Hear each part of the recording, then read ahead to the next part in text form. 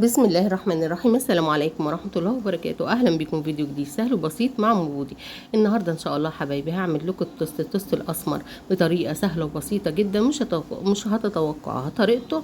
مش مستاهلة السعر اللي بنباع بيه دلوقتي. بسم الله ما شاء الله، نسمي الله ونصلي على رسول الله. معايا معلقة سكر صغيرة، ومعايا معلقة خميرة صغيرة كبيرة، معلقة يعني هرمية كده، ويعني معلقة وربع كده، عشان أهم حاجة في التوست الخميرة.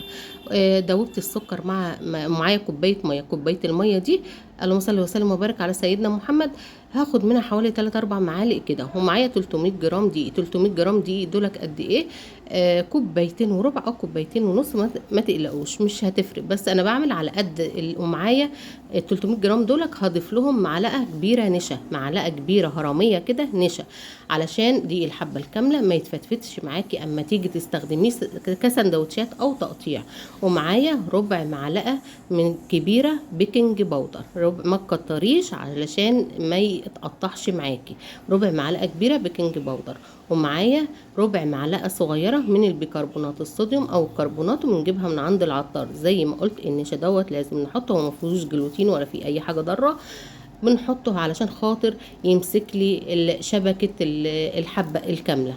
ومعايا هنا بقى بعد العجينه بعد الخميره، المعلقتين الدقيق ومعلقه السكر ومعلقه الخميره مخمرهم.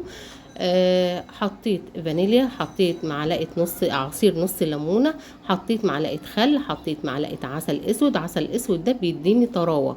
واللهم صل وسلم وبارك على سيدنا محمد. نفس الكوبايه اللي خدت منها ميه للخميره هكمل بيها عجن. ما تجيبيش ميه من بره وتقولي احط حبه ميه عشان ادوب الخميره او اعمل بيهم الخميره واخلي الكوبايه زي ما هي، لا، هي كوبايه واحده اللي هنستخدمها. بعد ما ضفت الاضافات بتاعت الخل والليمون والعسل، اللهم صل وسلم وبارك على سيدنا محمد. مفيش عسل اسود حطي عسل ابيض، او ما فيش عسل خالص لا قدر الله، يجعل عندكم الخير كله يا رب ان شاء الله. حطي معلقه سكر كبيره هرميه. الحاجات المسكره دي هي اللي بتطري لي العجينه وبتخلي مسامها ضيقه وحلوه وبتقعد معايا مده طويله وهي طريه محتفظه بطراوتها. جبت بقيه الدقيق اللي انا خدت منه المعلقه اللي هم 300 جرام، اللي انا اخدت منهم معلقتين الدقيق اللي عملت منهم الخميره. هنا بعد الخميره بقى ما خمرت وحطينا العسل زي ما قلنا وعصير الليمون والخل والفانيليا. حطيت باقي الدقيق اللي هم 300 جرام او 350 جرام او كوبايتين ونص دقيق، كوبايتين ونص دقيق. وهعجن بكوبايه ميه. عايزه تستبدلي الميه بحليب استبدلي، عايزه تحطي معلقه حليب بودر حطي. الفرن الافران بتحط حليب بودر. اللهم صل وسلم وبارك على سيدنا محمد. بنحط كوبايه الميه واحده واحده كده. بسم الله ما شاء الله. اديني انا خدت الكوبايه كلها اهيت. بسم الله ما شاء الله. هحطها وهعجن، ولسه فيه مكون تاني هنحطه. اللهم صل وسلم وبارك على سيدنا محمد. دوت الطريقه اللي مش بياكلوا ببيض، او مقاطعين البيض ومقاطعين الحليب او الزبادي او الرايب او كده. ديت هنعمله تاني ان شاء الله باذن الله بالاضافات دي علشان يبقى مغذي وعلشان الكالسيوم. زي ما قلت الحبه الكامله حبايبي الرده بتقلل من الكالسيوم في الجسم، فلازم ناخد بديل للكالسيوم، ناخد كالسيوم معاها علشان خاطر تبقى الصحه تمام تمام. والحبه الكامله صحيه، مش معنى ذلك ان هي مش صحيه، لا هي صحيه، بس لازم ناخد كالسيوم معاها. اللهم صل وسلم وبارك على سيدنا محمد. وهاخد حوالي ربع معلقه صغيره من الملح كده بعد ما لميت العجينه بالميه وبالخميره وبالعسل وبالخل وبالليمون. بسم الله ما شاء الله. وبالفانيليا هاخد ربع معلقه صغيره من الملح كده واقلبها في العجين كويس حوالي دقيقتين. وبعد كده هجيب 4 معالق زيت، 4 معالق زيت او قطعه زبده حوالي 30 جرام او 20 جرام، اللي يريحك، او معلقه سمنه، وتعجني كده بيها العجينه. هتبصي تلاقي العجينه بتلزق في ايدك، ده شيء طبيعي وعادي جدا مع الحبه الكامله، ما تقلقيش. انا عايزه عجينه طريه عشان الحبه الكامله لما بتقعد العجينه بتاعتها بتنشف او بتمسك شويه، فانتي اعمليها طريه شويه بس مش طريه قوي علشان تطلع معاكي عاليه وما تسحش في الفرن. اللهم صل وسلم وبارك على سيدنا محمد. وهي 10 دقايق اللي بعجن فيها. بعد ما بعجنها كده وبخلصها عجن، بجيب معلقه زيت وبدهن الوش وبدهن اجناب البوله اللي انا عاملاها علشان خاطر لما تخمر ما تلزقش معانا في البوله اللي احنا عاجنين فيها. اللهم صل وسلم وبارك على سيدنا محمد. خليكم فاكرين ان احنا حطينا معلقه هرميه من النشا، معلقه هرميه من النشا، ما تكتريش نشا علشان برضو ما يتفتفتش معاكي. النشا بيديني طراوه، تقول لي بيدي طراوه بقى، لا ده انا احط كتير، لا يا حبيبتي هيتفتفت معاكي. كل شيء زاد عن حده بيتقلب لضده. انا دهنتها زيت وهغطيها بقى بكيس بستريتش بفوطه وسيبيها تخمر على قد ما تاخد. هي مش هتغيب عشان احنا كنا مخمرين الخميره الاول، والمقادير هسيبها لكم في صندوق الوصف ان شاء الله. اللهم صل وسلم وبارك على سيدنا محمد. هنا بعد ما خمرت ضيعت منها التخمير، وهسيبها حوالي 10 دقايق او ربع ساعه تاني تخمر. اما العجين لما بتخمر مرتين كده وبعد كده بتشكليه بيديك القوام اللي انت عايزاه، قوام الافران. احنا مش بنحط المحسنات او الحاجات اللي بتحطها الافران.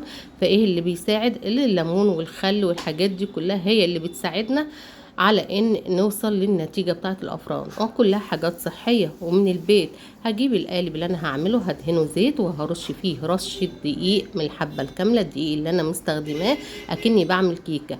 برش الاجناب وبرش القاعده وبفرد العجينه على دقيق، برضو دقيق الحبه الكامله كده، وبفرد شويه كده واجيب القالب اللي انا هستخدمه واشوف مقاسه قد ايه. هنا طلع كبير شويه فانا لميته علشان حتى لما بنيجي نبرمه بيطول شويه. اللهم صل وسلم وبارك على سيدنا محمد. اتني اول تانية واضغطي عليها كده، اخبزيها، وبعد كده وانت بتبرمي اضغطي علشان ما يبقاش في مسام واسعه زياده عن اللزوم في العجينه.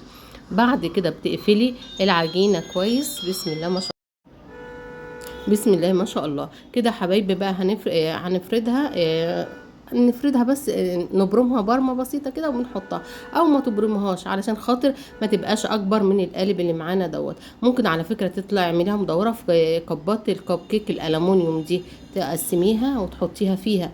ممكن تعمليها في علبه سمنه الصغيره اللي هي كيلو، بس هتاخدي بقى نص كيلو دقيق، مش ربع كيلو ولا 300 جرام زي اللي معانا دول. هسيب لكم المقادير في صندوق الوصف زي ما قلت. واحطها كده في القالب بعد ما دهناه زيت ورشيناه بالدقيق الحبه الكامله. احطه كده وافرده في القالب اللي انت هتستخدميه. اللهم صل وسلم وبارك على سيدنا محمد. ممكن تعمليه في القوالب الباباز اللي هي المدوره الكبيره دي اللي بنعمل فيها الكيكه. اللهم صل وسلم وبارك على سيدنا محمد. اي حاجه عندك استخدميها. ممكن تحطيها في اي صينيه وتحطي حواليها ورق فويل كده. بسم الله ما شاء الله برضو هتبقى كويسه، يعني هتتصرفي ان شاء الله. اللهم صل وسلم وبارك على سيدنا محمد. او تعمليه زي ما بنعمل الفايش، قرص كبير كده وتخبزيه، وبعد كده تبقى تقطعيه طرنشات.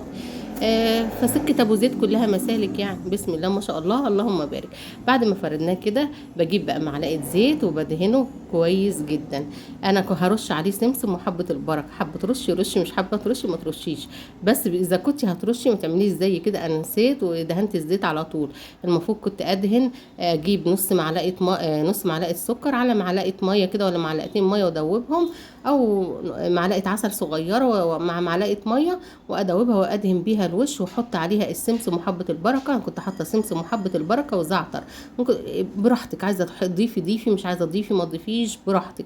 اما اقول سمسم علشان دي حبه كامله ناخد معاها كالسيوم، تشربي معاها اللي مانعين اللبن يحطوا سمسم، اللي مانعين اللبن والبيض يحطوا سمسم. بعد كده ما رشيت، بعد ما كده تدهني بقى حبه زيت، بس مش هينفع تدهني زيت بعد كده. بحطي معلقه الزيت ديت فوق الميه سكر او عسل ديت وانت بتدهني بيها، وترشي السمسم وحبه البركه. حبه الميه اللي انا مش هقول لكم عليهم دول ايه، بقول لكم انا هسيبها تخمر. ولما تخمر اسخن الفرن الاول ربع ساعه، اسخن الفرن ربع ساعه واحطها على الرف اللي في النص. واما احطها في الفرن ارش ربع كوبايه ميه في ارضيه الفرن.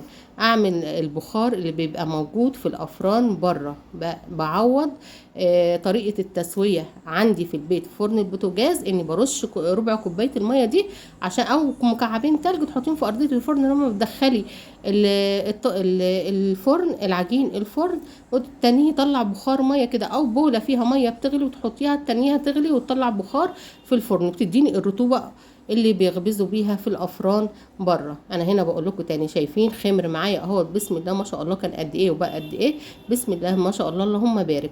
اما تيجوا تدخلوه بقى وتحطي القالب ده تحطيه في صينيه، ألومنيوم عندك تحطيه في صينية ألومنيوم عندك أو صاج صغير كده وتحطيه فيها، إذا كنت عاملة قالب واحد أو اتنين أو أكتر على حسب، وبتدخليه الفرن وبترشي حبة المية دولك علشان يعملوا البخار الموجود في الأفران بره. وبعد كده اما بيطلع بتغطيه بكيس وعليه فوطة أو قطعة قماش وتسيبيه 10 دقايق، وبعد كده بتقلبيه على اي حاجة وبتغطيه برضو وتسيبيه حوالي ساعة او اتنين او يبات، لو بات يكون افضل، بس ما تقطعهوش قبل ساعتين، سيبيه لما يبرد خالص خالص خالص. ليه؟ علشان خاطر ما يتفرفتش معاكي او ما يتقطعش معاكي. عملنا رغيف توست بسم الله ما شاء الله، مكلف قد ايه دوت، بحسبوها انتوا بقى كده بسم الله ما شاء الله. بنشتريه من بره بمبلغ وقدره، بنشتري الكيلو يعني بنت جايبه كام قطعه كده